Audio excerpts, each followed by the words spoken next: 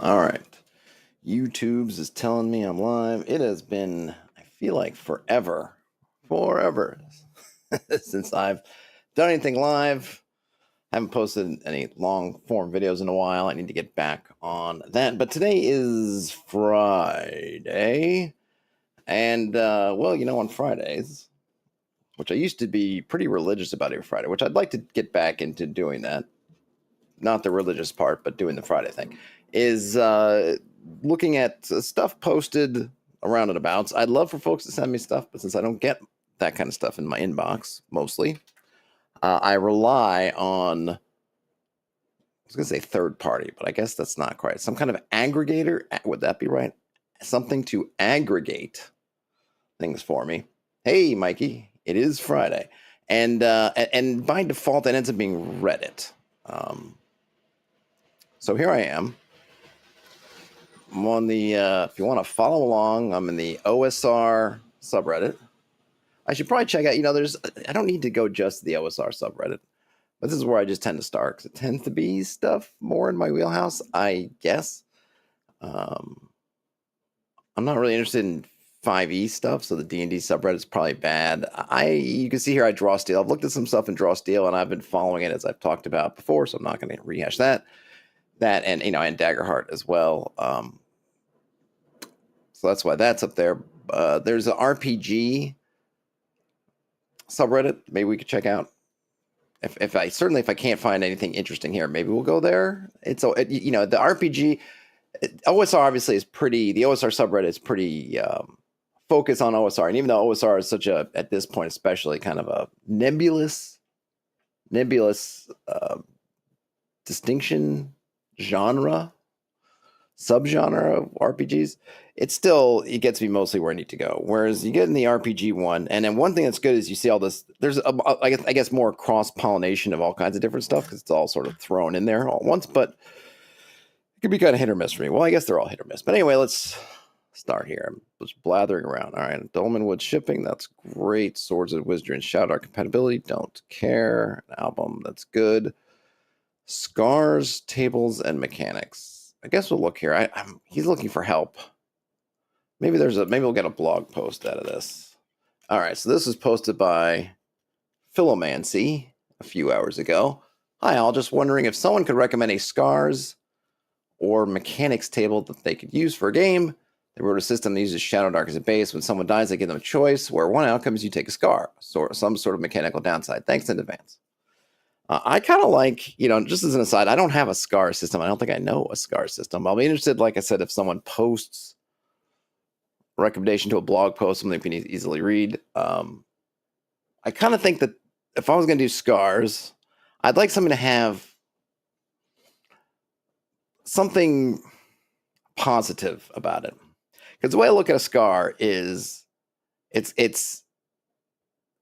changes your appearance in a way that's, so if I look at a scar, I guess the first thing I'm thinking is it's something that changes your appearance in a way that's visible, difficult to hide. So not just a little scratch somewhere, not something on your arm, but to me, it's got to be something, big that someone sees you and it marks you. In a way that people see you. You're marked in a way. And I think that marking can be very interesting. And I think you can, just in role play and in the fiction, you can play with it different things. If they've been, like, I think you often see maybe someone who's been in a fire and, okay, so when you see someone who's been in a serious fire and has had major burns, they are scarred, but they are marked by that. And in real life, that stuff doesn't tend to give you some kind of, power. I don't think people who've been burned somehow have an insight into flame or anything like that. But I think in a game, I think it's interesting to give not some kind of superpower, because I'm someone who definitely does not like you lost your arm, so now you get this gnomish steampunk mechanical arm that's better than your original arm. Like I don't like that really. But I think saying something like let's say in this scenario, you're going to die, right, fighting a fire elemental. So you get some massive burn. Maybe that burn makes you sensitive to when fire elementals show up again. right? So now you have this, and or maybe any elemental that maybe there's some, it left some bit of itself in your flesh, so that when elementals around, you feel a little itch. Like when someone's got a bad knee or something, start feeling the barometric pressure in their knee or something like that. So you get so you have that burn, which people are going to see, and it doesn't have to be negative, but it certainly marks you as having had this experience.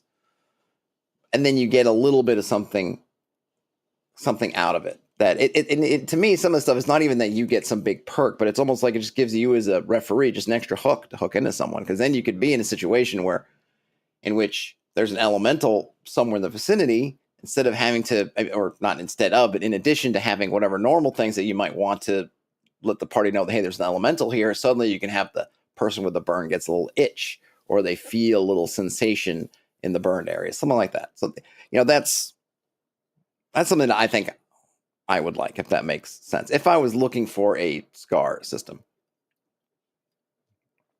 Okay, and this is lime polar seltzer for the working man. Trying something a little bit different. Hey, Croco. Okay. So Orca Noodle mentions Cairn, 2nd edition, Scar system. Bionic Joey mentions they like the wound table in Liminal Horror, which I have not read yet. Sort of fusion of the Cairn and Mothership wound tables. It's based on the amount of overflowing damage a character takes, but you could also use it as a table that you would roll on. All right. So good suggestions. I was hoping for a blog post. Did not get one. But Cairn, 2nd edition, Liminal Horror, some suggestions. All right. Here's one. I don't know if I'll have an answer for it, but it seems interesting. Ooh, it's a lot of text here. All right, this was posted by Bergaza also a few hours ago. BX versus OD&D, questions about layers and dungeon stocking. All right, they're in the first person voice, so I'm just going to use that. So I, in this case, refers to Bergaza, not to me. I have more of an OD&D background, but I've recently switched to OSE and have read BX. I have spent a lot of time looking at old OD&D materials and find the origins of the game and the original play styles interesting. So these questions are of interest to me from a historical perspective, but also a practical one now that I'm trying to run an old school feeling campaign using OSE. First, about monster layers. One notable change from OD&D to BX is that monsters no longer offer the percent in layer stat that was used in OD&D. How did BX players determine whether players encountered a monster layer when hex crawling? Layers could always be purposely placed, but I think one of the really neat things OD&D does that later editions tended to drop are these type of random elements. Adventure generates itself in many instances based on players randomly discovering a castle or a lair, or finding a treasure map which would point to a certain direction. BX does retain the treasure map element, though in a much lower frequency. In OD&D, treasure maps are made up a quarter of the magic items found, but without percent in layer stats. There's no guidance on random monster and layer encounters. Any suggestions for how to handle it? I suppose you could always roll an additional die if a random encounter is rolled in the overworld and say that 2 and 6 you have also found the monster's lair, though this is a flat representation of layers, whereas in the original game, certain monster layers would occur more frequently. Next question of interest. Okay, so we'll break this up into two. So on the first one, and my BX books are right underneath me, so I'm going to pull it out so I can take a look.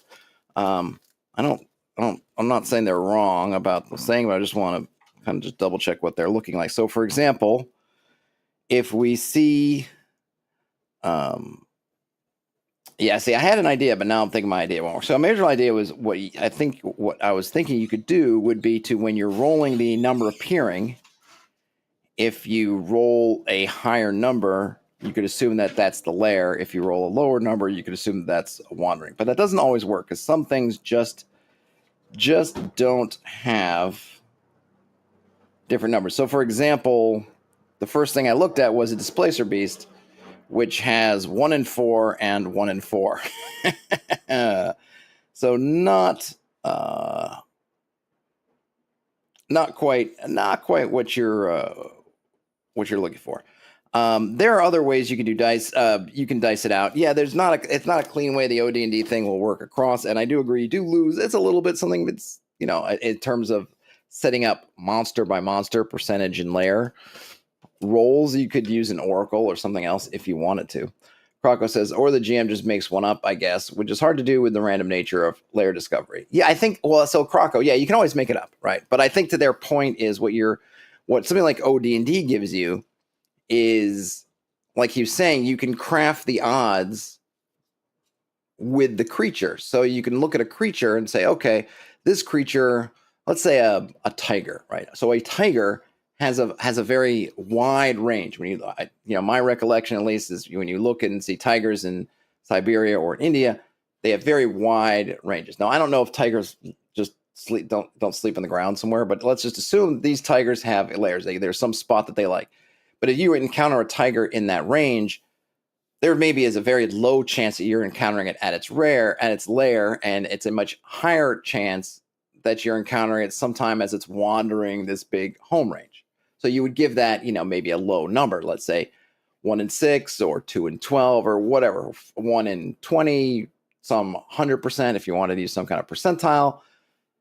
You could do that. So you could just do that for you have that OD&D for these different animals or creatures, and then you can do, or you have some creature that maybe is almost never outside its lair. It's almost always at its lair because that's where it is. Like I don't know, if there was a giant trapdoor spider or something, the lair is where it also is hunting and living. So a trapdoor spider is maybe 99% of the time he's probably going to be in its lair, and the 1% is maybe if it's been driven out of its lair, or if it's a juvenile and has an established lair, whatever, or it's in mating season or whatever, and it's looking for a mate, something like that. So, and you can do all these. Now, BX, as I just confirmed, does not give you any of that. And my first assumption was like, well, you maybe use the dice you roll for the number appearing, which could help, but that doesn't always help because you can get the same numbers. I mean, it might work if you're doing something like goblins or orcs, something like that, in which generally if you're rolling and you get more than, I don't know, 20 or 30, you would probably say, okay, this is probably near their settlement, or is their settlement, or no, this is some kind of wandering group. But it doesn't help for a lot of creatures in which they might only be 1 or 2 or a handful at one time. Krokos is referring more to the layer layout. Yeah, we're not even talking about the layer layout. We're just talking about in a hex, is there a layer? Now, what you can do, and what I would think would probably be the best thing to do, is just lean on OD&D and or AD&D, which I think AD&D has the percentage in layer, I believe. Someone can correct me if they don't. But you can just lean on those numbers. Like that's the kind of the beauty of playing now. I mean, granted, when I was playing, we were munging up BX and AD&D and that stuff. Anyway, I didn't have OD&D at the time. But, you have these resources. So, yeah, you've got OD&D. I mean, this is I think a lot of us do this anyway. Oh, there's a thing in BX, or I'm playing BX, but there's a thing that's missing. I'm pretty sure he covered it, Gygax, in AD&D, so I'll just see what he wrote in AD&D, and I'll probably use that unless it's one really convoluted or whatever. Or, I think there was something in OD&D, and I'll just bring that up. Let's say we're jousting. If I'm running a BX game and suddenly we're going to joust, I might say like, well, BX doesn't have jousting rules. AD&D might, but I know OD&D does, or chainmail, so I can pull out chainmail and run the joust and chainmail, and then go back to BX. So that would be my other thing. And so, yeah, we're playing now where you have access to all these different things. So, okay, it doesn't have percentage and layer, but probably between the 3 brown books and Monster Manual and Fiend Folio or Monster Manual 2, you have access to all the BX monsters and more besides. So just put them all together, just find them. I mean, granted, it's a little bit of extra lookup, but, if you prepare, if you take what you're going to use at the table, for example, you're running a hex crawl and you're going to be rolling on these tables for things like wandering creatures or potentially lairs, then prepare your stats. Okay, here's my list of creatures, and let me go ahead and set up some percentages in lairs for them ahead of time, and then I can during my prep, I can at my leisure pull from whatever source I want to, but then when I'm actually playing, I've got it all in one place. So you can have the best of both worlds. So just combine them all. So that would be what I would say about the layers and the layers part of the question. Okay. Next question of interest surrounds how dungeon stocking is done in BX. In OD&D, stocking is pretty interesting because you first roll on a dungeon label table that then tells you which monster level table to stock from. All right, let me just take a sip of lime seltzer. So you could actually end up with a level 4 monster, a level 1 dungeon room. I like this variability, and if you're concerned about balance, you could always dial down the number of monsters encountered if you did get a higher monster level on, say, level 1 dungeon floor. And in fact, this is recommended in the rules. In BX, stocking is simplified, meaning a level 1 monster appears on level 1 only by the book. So you'll never encounter orcs beyond the first level. Likewise, you lose out on the scary moments of encountering a strong monster out of the blue. Okay, blah, blah, blah, blah. A simple method. All right.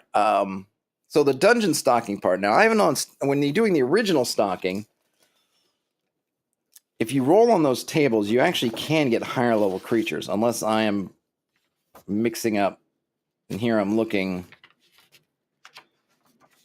So I don't know that that's quite true. But that might be. Let's see. So we have wandering.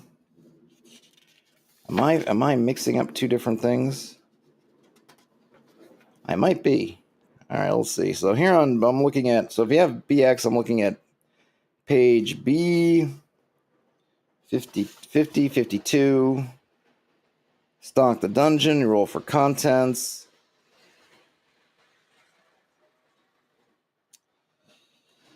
Yes.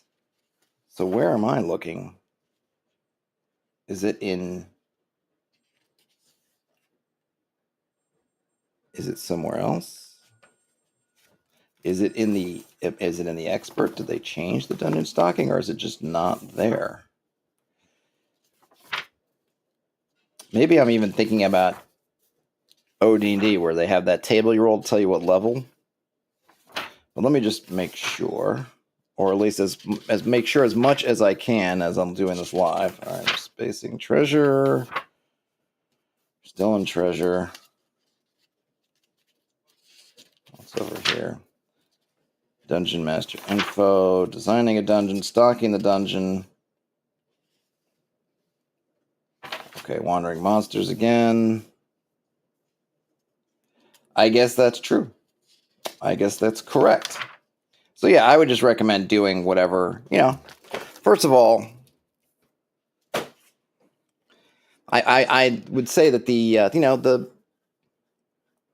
stock tables in BX or in any of them, OD&D, AD&D, whatever, they're a great start, But as you're going through and you're creating your own set from them, you make what you want, But yes, you can. I think in OD&D, and I don't have the OD&D books in front of me. OD&D has a thing where it basically roll to see which level you're on, and so you can move up or down the levels. Or yeah, I think upward. Yeah, I mean after obviously not on level 1, there's no up, but up there, up or down. Croco says the numbers are already supposed to scale. Yes, it's more that they you might not get the same. For example, what he's saying is that the orcs, or they, I don't know if it's he, the orcs only appear in the first level, which is, if I look here, let's see. So orcs, if you're looking at level 1, we have orcs appear on a roll of 12. If we go to level 2, they don't appear, and level 3, they don't appear. So what he's saying is that if you're using these tables, by default, you can only get orcs on level 1.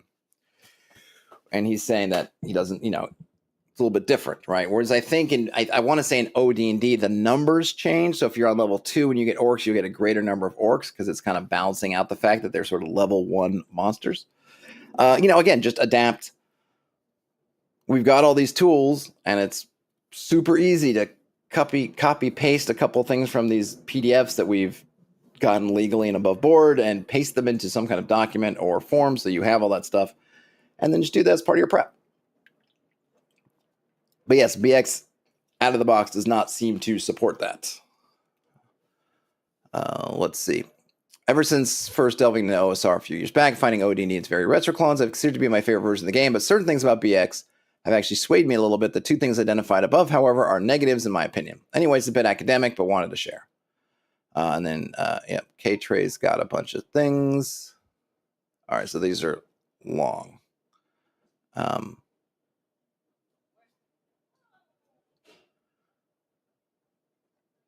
Yeah. Okay. But yes, I mean, and it's one of those funny things because on the one hand, I feel like, doesn't everybody just do the things that we seem to have done? Or like, when I talk to people, I feel like a lot of the people I've talked to from my generation, I guess we all did the same thing, which was take whatever books we had and put them together and kind of Frankenstein it. But Frankenstein it, you know, and feel free to, you know. That's kind of the nice thing with these. This once you get up to at least eight, AD&D, BX, Holmes, and OD&D. Yeah, they all have their quirks. Yeah, they all change things a little bit, so they're all distinct from each other in some way. But they're very cross compatible, and squint and you could kind of forget all that bad stuff and just kind of play. And especially when it comes to a lot of stuff with monsters and things like that, they're really, really close to each other, if not almost just to tweak them a bit. So if you like a dungeon stocking procedure in OD&D versus BX, yeah, just insert that dungeon stocking procedure. Or if you like some of BX, but you most like OD&D, but say, ooh, this part of BX I like maybe you like thieves and you want to do that, then, and you don't like the Greyhawk thief, but you like whatever, okay, drop that in, or elves, you don't want to do elves in the OD&D way. You prefer a unified elf. And what I mean is that in OD&D, elves were supposed to basically, between adventures, so I guess on a session-to-session basis is how I was to read that, where you're going to pick between whether you're being a warrior this time or a magic user this time, right? Whereas the BX elf is you're both at the same time. The both of the same time works. There was also stuff with experience. I think you had to split your experience. It might be you earned. I don't remember if you had to split them in half between fighter and magic user, or you were supposed to. Whatever. You might look at it and say, hey, you know what? Magic user, warrior, or fighter rather. I should say magic user, fighter. Go. Whatever it takes to get you to the game that you want. Okay. Let's see. So we got the blog roll. There'll be some good stuff in here. Well, at least a few things. All right, let's see.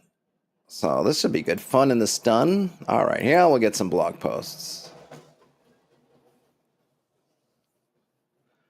Looking at new campaigns on Obsidian Portal. An alternative to save versus poison and die. I kind of have my own. So I don't know if I want to read. I don't know if I want to read somebody else's. Here we go. This is good. And then, okay. So we'll start with this one. I will post this one in the chat. Let's see. Fun in the stun. Alternatives to paralysis mechanics. Hey, Michael Frager. All right, here we go. They've been one of the things I don't know. I'm sure this is in these kind of older cities.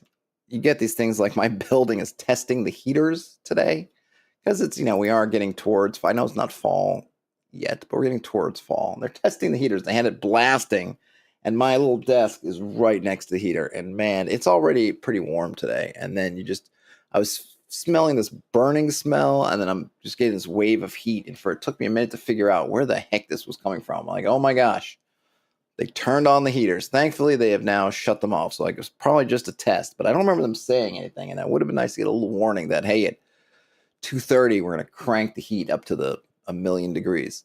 All right, so fun in the stun, alternatives to paralysis mechanics. You cannot take actions or reactions. I have a confession to make, and this is I'm reading from the blog. As someone who cut his teeth on Dungeons & Dragons and Pathfinder, it's a difficult confession. However, I hope that my bravery in this matter inspires others to come forward and share their own dark secrets. I hate the stun condition. I hate paralysis, restraint, and incapacitation. I hate immobilization, petrification, and unconsciousness. I am not especially hot on being knocked prone, but becoming stunned, forget about it. Now, to the untrained eye, it might look like I just listed a ton of synonyms for can't move and called it a day. However, as any player of D&D or Pathfinder will know, each of the effects listed are, in fact, ostensibly different conditions taken directly from those games' respective rulebooks. In theory, each of these effects functions differently on the battlefield, forcing players to change their strategies or face terrible consequences. That, however, isn't true. They all have one effect. Player stops playing. Sure, each of these status effects may have a couple additional effects. Maybe the player will also take a penalty to armor class or lose the ability to communicate in addition to taking actions. Maybe the effect is flavored as the target has turned to stone, or the target has been lulled into sleep, or the target has been grabbed by a big meaty tentacle. But mechanically speaking, these conditions all function in exactly the same way. They force disengagement from your players, giving them an indeterminate amount of time to check their phones, chat amongst themselves, or go for a wee. They cannot take actions while the effect is active, and while they cannot take actions, they stop playing the game. You could chalk this up to a discipline issue, of course. The phone-checking players should be just as engaged on another player's turn as they are on their own. You could argue that players chatting over the table are building the bonds that inform their in-character interactions. Hell, even popping for a wee is a perfectly normal, nay, encouraged event in any social setting. The thing is, I'm of the opinion that your game should not have an inbuilt mechanic that incentivizes players to stop playing your game. Does all this actually matter? Yes, shut up. Okay, sorry, got a bit defensive for a second there. I bring all this up because the stun-centered mechanics are mainstays of TTRPG design. Hold on a minute. Oh, and Krakow has a note here that I'll throw in. Ghouls in OD&E don't have the paralysis duration, so it can be interpreted to be permanent, pretty scary, and I guess would eventually kill the character due to thirst, if not tended to. And then Michael Fraker, who just added in Axe, the ghoul paralysis is listed as 2d4 minutes. Yeah, I mean, for Krakow, I think for OD&D, I don't remember if Daniel has something, but I think it's pretty much till the end of the engagement, which can mean that if people have to run or you lose and you're paralyzed, that's kind of the end. Well, I mean, I guess if you lose, it's the end anyway. I'll have to ask him if he has any particular house rule about that. But yeah, I mean, in Chainmail, I know having fought some ghouls, I forget how Daniel played the paralysis. But yeah, it can be deadly. Okay, I bring all this up because the stun-centered mechanics are mainstays of TTRPG design, especially those that favor crunch over narrative, and it drives me nuts. Lancer has 3 different status effects that prevent the players from taking any movement or actions. Pathfinder has 4, D&D 5th edition has 5, and 4E has a whopping 8. One condition in 4E is literally called out of play, which is as explicit an invitation to nip out for a cigarette as I've ever heard. These status effects are all born of an honest observation of the mechanics at play. Let me zoom in here a little bit. If a player's primary method of interacting with a game is via a set of actions, then logically, a suitable obstacle would be to take those actions away. This is not necessarily a bad assumption, and it does occasionally work. We'll get to that later. The issue with these status effects is that they take away too much and offer nothing in return. See, it's not just that a stunned player is temporarily unable to take actions, it's that the time it takes for players to regain their agency takes too long. I've recently gotten heavily into the French JRPG Clair Obscure Expedition 33, which has a stun mechanic. If a character does not dodge or parry a stunning attack, the character loses its entire next turn. However, there are a couple differences between this and, say, Pathfinder's stunning system. First, it's rare that all of your characters will be stunned at once, so even if one character is stunned, you, the player, will still be able to interact with the game's mechanics. And 2, even if all your characters are stunned, turns are so short that any time spent without agency is negligible at best. In a TTRPG, each turn takes as long as it takes any given player and their GM to look up the rules, decide their actions, and resolve any conflicts. This means that when a player loses agency through a paralyzing effect, they can't do anything until each player and the GM have resolved their own turns. In your average party, this could take anywhere up to 20 minutes, depending on player familiarity, confidence, skill, and build. So I think I just want to note here, just, for whatever, they're really comparing this to kind of the more modern games. Obviously, when he's saying I'm just saying Pathfinder, but they're specifically even talking about Pathfinder 2nd edition. They're mentioning 4th edition D&D, 5th edition D&D. They're not talking about, OD&D, BX, whatever. Michael Frager says, I think the issue posted that the issues posted are exasperated by combat taking is too long. Yeah. So I think that, and I was about to mention that. One of the things I think to keep in mind is when you're looking at, Pathfinder or D&D 5th edition, 4th edition for sure, probably something like Draw Steel, though I don't know if they have paralyzation type stuff, it takes a long time to go around. If we're playing in a game where everything's moving quickly, the fact that you may miss a turn doesn't feel like as big of a deal, right? In my game, Troop, one of the things that I decided to do was give players a choice. So instead of rolling a saving throw and saying, hey, you're stunned now, I will say to the player, hey, you can take strain, which is like a hit point loss, or you can be stunned. And you might say, well, why would you ever take stunned over the hit point loss? Well, at some point, you're going to run out of hit points, in a sense, to give.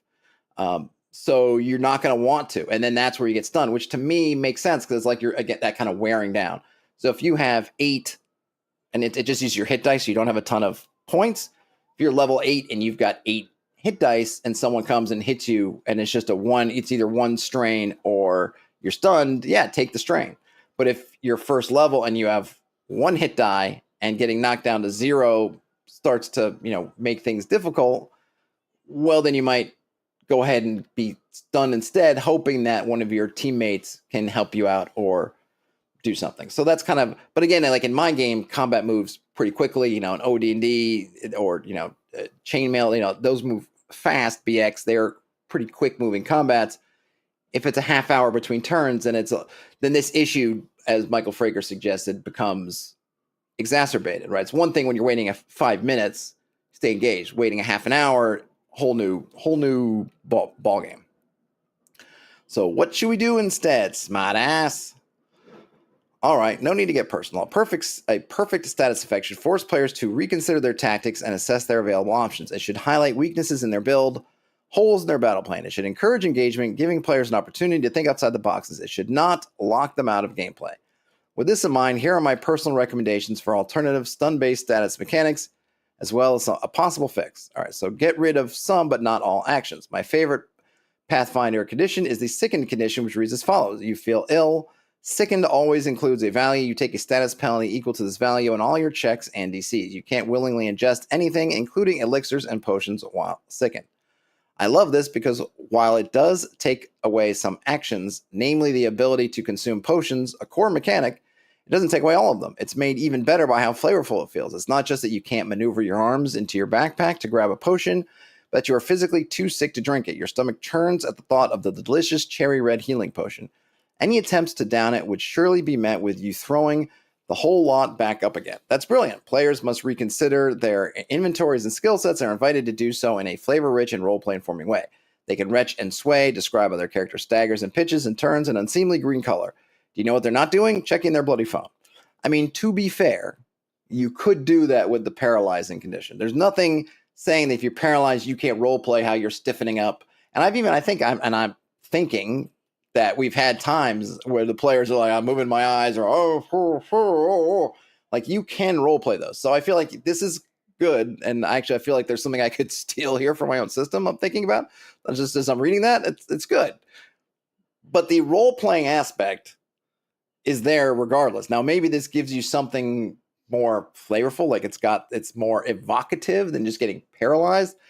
But that could be fixed by the GM and the player, really, or even the monster description. Just what we tend to do when something paralyzes you, say it paralyzes you, as opposed to sickening gives you much more of a visible. You could talk about how the poison reacts. How does it paralyze you? Does it paralyze you and just you stiffen? Does it paralyze you and like you're trying but you can't move? Like there's many ways you could look at that you could probably role play. But I think the point taken that you have some choices. Okay, here's one is option 2, I guess, is force them to spend. Most tabletop role-playing games have an action economy tied to some kind of resource. Indeed, in D&D, the key spendable resources are movement and spell slots. In Pathfinder 2e, players may take a set amount of actions equal to a specific cost. This is also true of Lancer, but players may also take extra actions at the cost of gaining quote-unquote heat, which risks damaging their build permanently. In order to engage with the game's mechanics, players must engage with some method of counting and gatekeeping their place within the action economy. Rather than outright saying no to a player's agency, a status effect should say yes, but. Yes, you can make an attack roll on your turn, but first, you must spend some of your movement to stand. Yes, you can remove all your heat, but you must willingly take yourself out of combat while your mech resets to do so. This forces your players to consider their priorities. Is this action worth the potential risk? Is my movement worth the amount of attacks I can do? These are questions a status effect should force players to ask. I don't think that's a bad thought at all, right? It probably should be true with all these things. Instead of just imposing just a flat condition that the players go, well, I guess I'm done, putting something that they can respond to and make choices about probably isn't a bad thing. Target the player's strengths. In most tabletop role-playing games, actions are tied to skill and ability scores. This results in player characters who mechanically excel in some things and suck at others. There are countless ways that a status ailment could interact with these mechanics, forcing players to reconsider their strengths and weaknesses in the middle of battle. A go-to would be to give a penalty to common actions like attacks, movement, or magic, but honestly, I think we could be more interesting here. A status that damages a player's armor, for instance, would force them to play more conservatively, engaging in cover or stealth mechanics. Alternatively, a mechanic that randomizes a player's actions, such as the direction they move in, who they attack, or when, will force them to double and triple check their strategies before taking an action. It disrupts the tried and true and knocks them all out of It knocks them out of complacency, giving them fresh eyes with which to review their character sheets. It gets them back into the game. I don't know if I buy that. I mean, I think, yes, coming up with interesting things that target, but these examples, one of the things with paralysis is we have lots of real world things that more or less paralyze you. A lot of, I think, spider venoms, maybe not to people, but to their actual intended prey, do a lot of paralyze. I think snake venoms too, right? Some of the most dangerous venoms are because they paralyze you, stop your heart, do kind of things like that, right? They paralyze you. So I think that part of some of these things comes from that. We have spells like confusion that do some of the forcing you to figure out, a mechanic that randomizes the player's actions. But that, to me, does not make it better. I mean, maybe if you've randomized the action, they can't go take a wee because they have to figure out how they're going to enact this action. But it's still agency removing. If you're, it really comes down to like, what is the thing that you don't like about paralyzation? If it's the taking away of the agency, and I think he's got a couple of gripes, but if part of the gripe is taking away the agency, some kind of randomization mechanic that also takes away the agency, it's not going to help, because I don't know how that forces them to double and triple check their strategies, because there's going to be some kind of random thing they're going to have to do. So maybe they're seeing it in a different way than I am, but that one. And then the armored, that'll help Croco, or no, was it Michael Fraker or Croco must have said the Rust Monster, and Croco said Rust Monster and Umber Hulk. And but those are really specialty things. You don't want to give that to anything, because it makes it too, you want those to be kind of uncommon and sort of special when they show up, and not everything like, oh, you've got Rust. And then you have to kind of think about, well, how does that work? And obviously for a magic creature, yes, sir, simple to explain. But if it's a spider, a little bit hard to explain how the spider bite hits your armor and does something weird in your armor, but maybe not permanent, because we're not trying to permanently damage the armor. I don't know. Seems a little bit of maybe just these examples are stretch. And the other thing you probably don't want to do is you don't want to target a player's strengths or weaknesses specifically, right? Because then people will feel like they do when GMs do that, or they think GMs are doing it. Players are very sensitive to that, which I understand. If it's a spider, I'm having to be strong man. Spider hits me, suddenly I'm weak man, and then fast man gets bitten by a spider, and suddenly he's slow man. It's like it just feels like you're being singled out, right? It feels like whatever the spider's doing, it should just do regardless. You could roll for something, but I think one of the things and this is going to be different games, but in kind of your yield ordinary D&D game, I really would like it if there was more attribute fluctuation. Things are doing it, but it's also a little bit of a pain. If you've ever had, when you start gaining or losing temporarily or permanently attributes, you have to find the 5 or 6 places that are affected. Like, oh, my con went down 3. Now I got to figure out my hit points over again. This other thing I might need to figure out again. Oh, my strength went up, so now I got to figure out this. I mean, if you're playing on a VTT, a lot of the stuff will be solved for you. But, old pen and paper style, it was a little bit of like, now I got to go and like I'm 4th level and my con used to be this, now it's this. So I got to do the little math. Okay, I got to take away this many hit points. Or, if you goes up, add this many.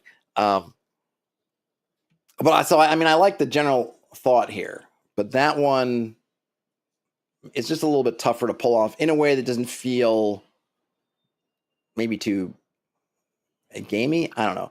But I think it'd be fine to have, I could definitely see having, say, a creature or a class of creature that does a confusion spell-like effect. But that would be a specific thing to them that I wouldn't just swap out. Because the one thing with paralysis, it's very generic. There are lots of different creatures that paralyze you for different reasons and different methods. Ghoul paralysis isn't the same as something else's paralysis, which isn't the same as something else's paralysis. And part of why they give it that one term is so you can learn how paralysis works, and then you can just kind of tweak it a little bit. How many rounds does it end in? Whatever. And you can just say paralyzed, and that was kind of the allure of the status effect in these games. Is I've got the status effect, and we can kind of catalog all the status effects, and then we won't have to come up with 100 different things for each creature. Okay, so now we're on the next one. Listen to Pikachu. Oh, wait, Croco says, maybe you could do something like the stat reduction only sets in upon a rest, but that only helps if you have and back in town games. Well, right, but the other thing, Croco, but that doesn't do is it doesn't, because I think what he's talking about is in the moment.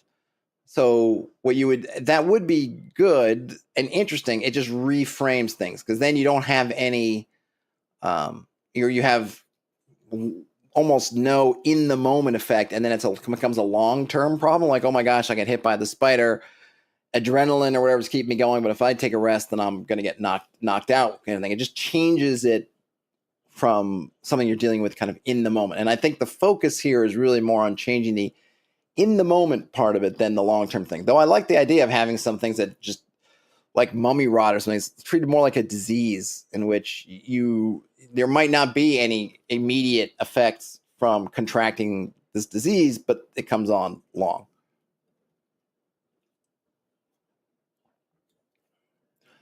Michael says, you think you could just apply a -2 to dex or strength-based actions and not really refigure out the bonuses? Yeah, that's another thing you could do. You could do, it's just, you just have to remember, right? It's kind of, and again, like in a VTT scenario, it's a lot easier. It's just, oh yeah, you're -2 across the board. Yeah, just as whatever you can remember, you could certainly do that as well. Okay. So listen to Pikachu. Like most millennial dorks, I played Pokemon religiously growing up. Right from the beginning, Pokemon had the paralysis stats effect, which reduces a Pokemon's speed and prevents it from attacking. Hypocrite, you cry. But hold on just a moment. You see, the paralysis effect isn't instantaneous in most instances. Many attacks that trigger the paralysis actually only increase the chance that a Pokemon cannot attack on its turn.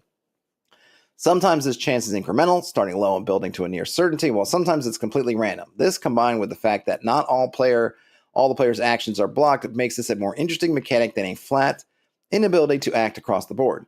This would be easy enough to implement in a game with percentile dice too. Simply have a small table like this, and then he's got a table of 5 turns, 20% chance turn 1, 40% chance turn 2, 60% chance turn 3, 80%, and then 100% in turn 5. This gives players the opportunity to find a cure for the status before it negatively impacts gameplay, creating a sense of tension as the clock ticks ever closer towards full paralysis. Yeah, and Michael Frager points out, even more to remember. I mean, that's the thing. Oftentimes these solutions are great, but they have this side effect of having a lot more work. So now, instead of just having something flat that you're applying, you got to, so if the easiest thing would be take a moment with your character sheet and say you have, like, say 2 off your decks and just do that. Or just say you're paralyzed. If the easiest one is really the easiest one, you're paralyzed, you can't do anything.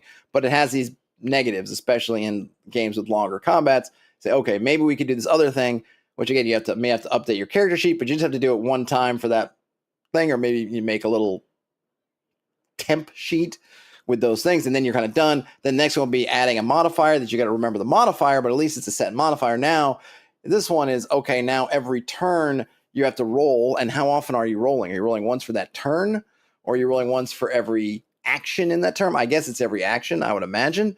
And then you have to remember that escalates every turn and have some kind of timer. And maybe what if different people got it at different timers? So it's like mine's going, I'm at 3, I'm at 2. So it's cool, but it's more work. And then finally, just kill them. Players that can't act are disengaged players. You know what keeps players engaged? The threat of death. A lot of time, a GM might resort to paralyzing actions as a way to even out the action economy and put players on the back foot, but wiping the players out altogether does the same thing, whilst also providing real, tangible consequences for failure. This is especially true in systems with a death save mechanic. Okay. I mean, that one we already got. If you're coming from an old school background, we already got the save or die type stuff. So some interesting ideas in here. A lot of it really is going to depend on what game you're playing and how good you are at managing, or your players. If your players are really just on top of managing their own thing, I can take it. I kind of like on the one hand, I do like this idea of, okay, now you got to roll an extra die to do something, but it also means you're, on top of the management part of it, you're also now rolling an extra die every time you have to do something, which if you're in a game with slower turns in combat or even outside combat, now you're adding another thing that they have to do. And I don't know, I could see that getting frustrating too. Like, one of the things is you can't, I don't even know at a certain point it is wise to try to legislate through rules kind of player stuff. And the player that is, say, easily disengaged is one kind of player. There's other players who will get frustrated if they're constantly hitting a wall, right? Nobody likes to sit there and, and then this is the thing, right? What was the big appeal of draw steal or into the odd, or other things like you never miss. You never. Why? Because when you're on a bad streak or you're just not great at combat and you're missing all the time, it sucks. By the same token, if you're rolling to act and you happen to roll poorly a couple times in a row, you're probably going to get, if not, disengaged, frustrated, which could be just as bad as being disengaged. Maybe for some people, worse than disengaged. So, I don't know. But it's always good to see some options, and there are some there I like. I definitely don't have an issue with kind of reframing some of these to make them at least maybe not as immediately leading to kind of dead turns. I think on the one hand, I don't think everything, I do think that there's a real focus these days on like no dead turns, no all this stuff, and part of me thinks it's okay. You swing and you miss sometimes. It's all right. In baseball, you have a bad at bat. It's okay. Like sports, I think one of the things with sports is that, sports has there are dead turns in sports. You're on defense, the offense is on the field. Defense is on the field, offense is on the bench. You're you're a tight end, but they're going 4 wide receiver. You're not in the game. Like, I think that stuff is all right. I don't think we have to have everybody jumping around all the time. That said, I think what some of these articles reveal is that there maybe are more interesting ways of just kind of settling for paralysis, which, yeah, it's simple, but it is kind of a killer. Like, what are some more interesting things we could do? And I agree with that. I do think there's more interesting things we could do. All right. We've got, this one is from last week, earlier this week. It did not end with a mere slaying of ogres, treasure as a source of challenge in D&D. So this should be fun. I hope I did post a link into the chat if you want it. It's easy to think of treasure as purely reward. The player characters have overcome the challenges of the dungeon or wilderness and have slain some monster in its lair. The monster's treasure hoard, if any, is some collection of coins, gems, jewelry, and occasionally even magic items, all for the player character's taking. However, just because the dungeon or wilderness and its inhabitants have been defeated, the challenge needn't end there. The recovery of treasure poses its own challenges. From placement of monetary treasure in the AD&D DMG, beginning on page 91, and boy, this is what kind of did they really pick such a blurry? They couldn't get a better. Okay, there it is. A brief perusal of the character experience point totals necessary to advance in levels makes it abundantly clear that an underlying precept of the game is that the amount of treasure obtainable by characters is graduated from small to large as experience level increases. This most certainly does not intimate or suggest that the greater treasures should be in the hundreds of thousands of gold pieces in value. And here's the part that they've highlighted, at least not in readily transportable form in any event, but that subject will be discussed a bit later. First and foremost, we must consider the placement of the modest treasures which are appropriate to the initial stages of a campaign. So here is the not necessarily readily transportable. The first challenge posed by treasure is one of transportation. However, of the treasure types listed in the appendix of the monster manual, all but the coins are readily transportable. But coins pose a problem only in large quantities, although it is worth mentioning that monsters' treasure hoards in their wilderness lairs only ever contain most denominations of coins in the thousands. Even then, the movement of large amounts of coin is one of those low-level setbacks in D&D, which is often eventually trivialized by the accumulation of equipment or magical ability. Just as past a certain point, players will likely have magical means of providing light, creating food and water, traveling over land, and even coming back from the dead. They will likely someday acquire a bag of holding, a handy haversack, portable hole, or a personal demiplane in which to stuff vast sums of cumbersome coins. Thus, it would be insufficient to say that transportation is the sole or ultimate means of challenge posed by treasure. While not at all related to this subject, since I am analyzing this section of the DMG, I feel the need to call out this bit. Here we go. Let's click on this. The treasure types given, I'm just going to read the highlighted part this time. The treasure types given in the monster manual are the optimums and are meant to consider the maximum number of creatures guarding them. This suggests that it is not so simple as to say that, for example, all Minotaur groups possess treasure type C, which means that, among other treasures, they have a 30% chance of possessing 1,000 to 6,000 silver coins. Rather, Minotaurs have a 30% chance of possessing silver coins, and because they appear in groups of 1 to 8, a group of 8 will have the maximum of 6,000, while a pair of 2 will have 25% of that, and a group of 4 will have 50%, and so on. Or perhaps we're meant to roll to determine the amount of silver coins and then adjust that number according to the actual number of Minotaurs relative to the theoretical maximum.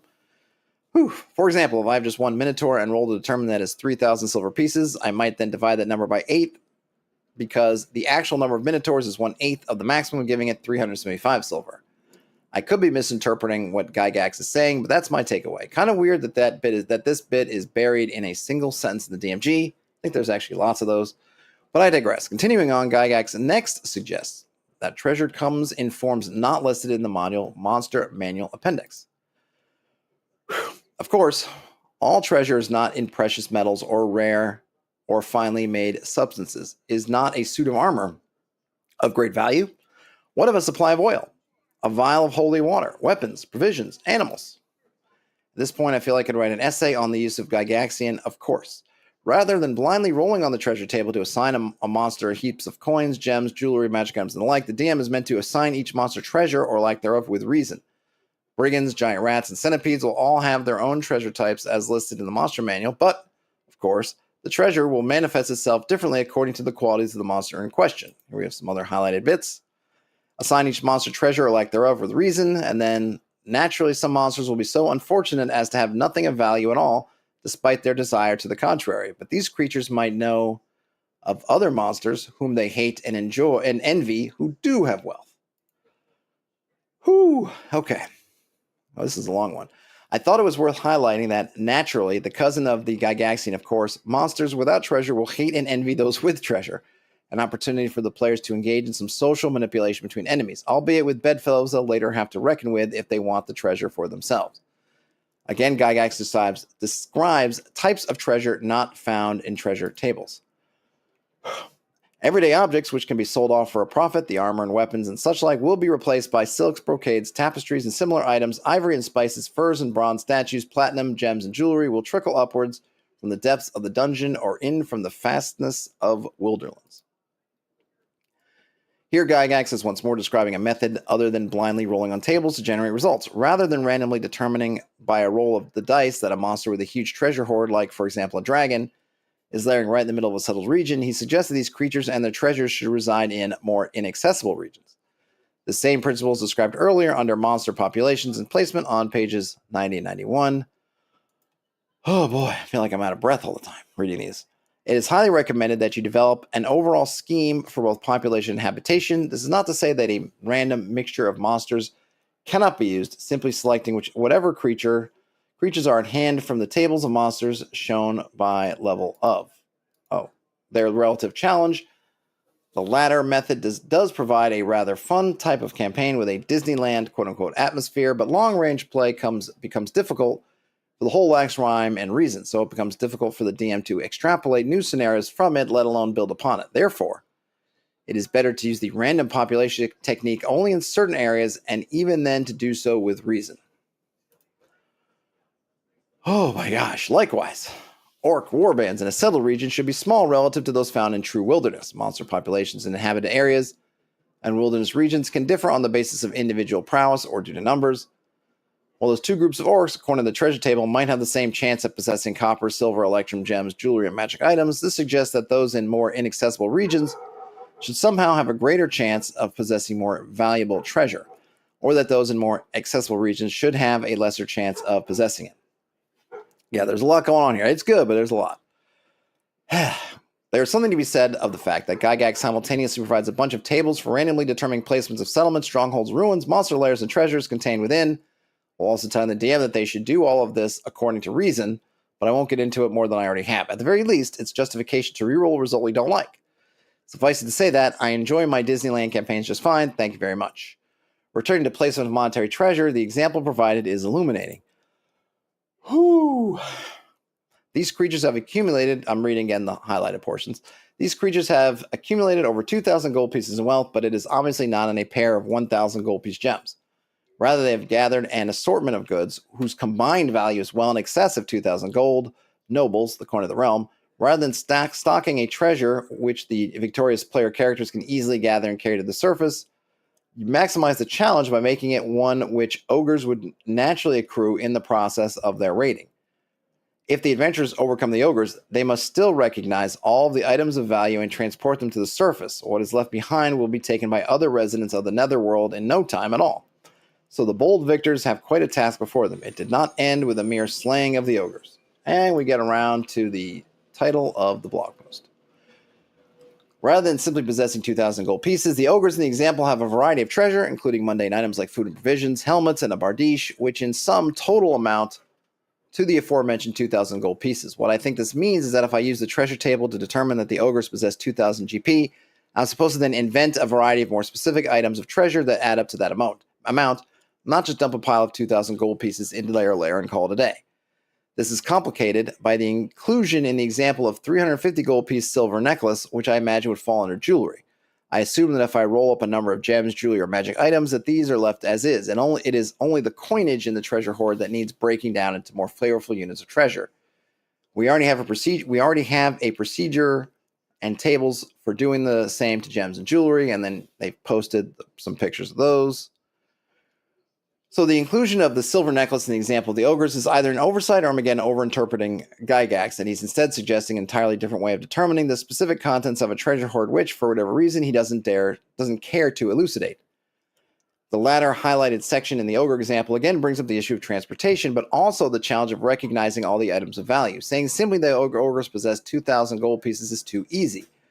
By instead providing a weird insurance guy's actuarial accounting of every item of value in the ogre's lair, the players are challenged with spending time actually sorting through all this junk to find the good stuff. And if they want to reap the full benefits of their 2k gold piece reward, they will need to figure out how to take all of that, junk included, with them.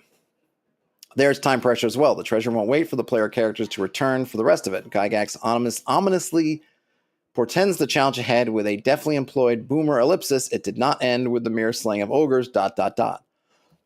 Excuse me. Yet, the ogre example is a bit of a weak one. I don't really see a party of player characters having much trouble hauling all this out in one go. The challenge is better illustrated by the next example. All right, I'm not reading all that. Here we even get a supercharged boomer ellipsis with a space between each period. What a problem. ... I'm delighted that even the so useful and so devoted henchmen get a special shout out here. They may expect a fair share of the treasure, but even they're not stupid enough to stay behind and guard it. There are monsters coming.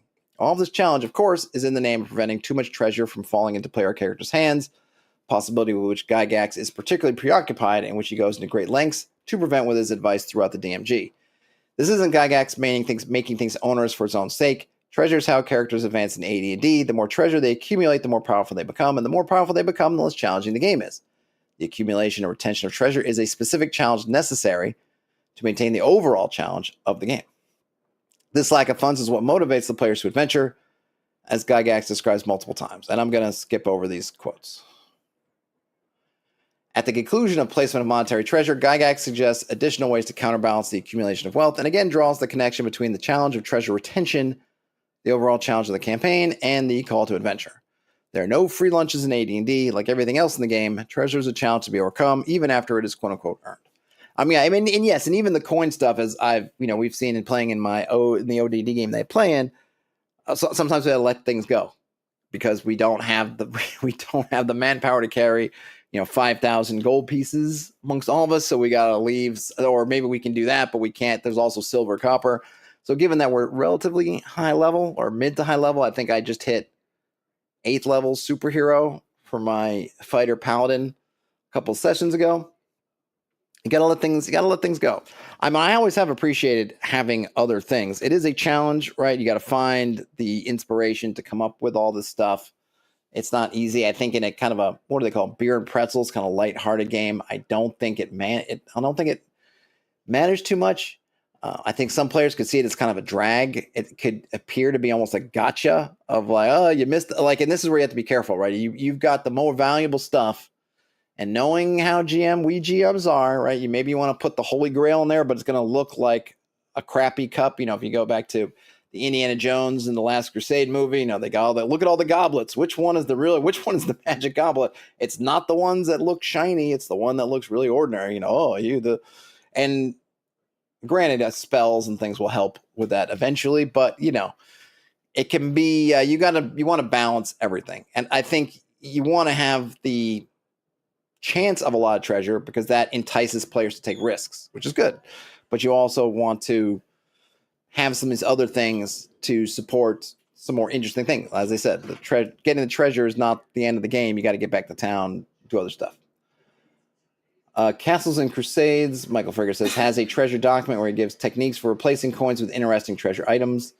You just need to kind of find a list because you don't even really, I guess a list you could probably do the values, but yeah, you just want to come up with some stuff that's got a list, and that can be tricky. I'm sure there's stuff out there to do it. And you could actually, and I know I did a blog post since it feels like ages ago now, where I talked about some things you could do with different pieces of loot and kind of what importance they have that gives it value. Oh, the blogger CC, not Castles and Crusades. Okay. But yeah, this is really good. A little bit lengthy article, but fun. Some ideas for, you know, I think ultimately, and a lot of it is everything should have its own kind of challenge, right?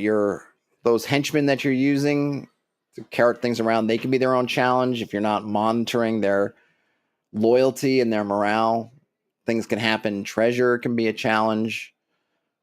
In that BX game that I ran, kind of in COVID, I started a whole snowballing of things when I started to suggest, you know, hey, you're walking in town with basically a wheelbarrow full of gold. You know, how are you, you know, you're noticing people side-eyeing all that gold, and that kind of got them thinking of, okay, now we need places to put the gold, people to watch the gold, people to watch the people watching the gold, et cetera, et cetera. So there's a lot of fun to be had, and it's a good way to think about things. I think is how can we feed this loop it back into the game? You've got this thing has happened, which I guess is kind of goes full circle in everything we've read through today. How can you take something like paralysis and loop it back into the game? How can you take something like treasure, loop it back into the game? Like how can you just take all these things and loop it back into the game? And making these things not just a flat, you have it or whatever, and saying, well, what is it? What kind of effects can I have that are more interesting is a good way to do that. Oh boy. All right. I'm out of breath. I'm out of polar seltzer. I'm out of time. Thanks for hanging out. Have a great rest of your day, night, or wherever you end up watching or listening to this. Game on, everybody. Talk to you later. Bye now.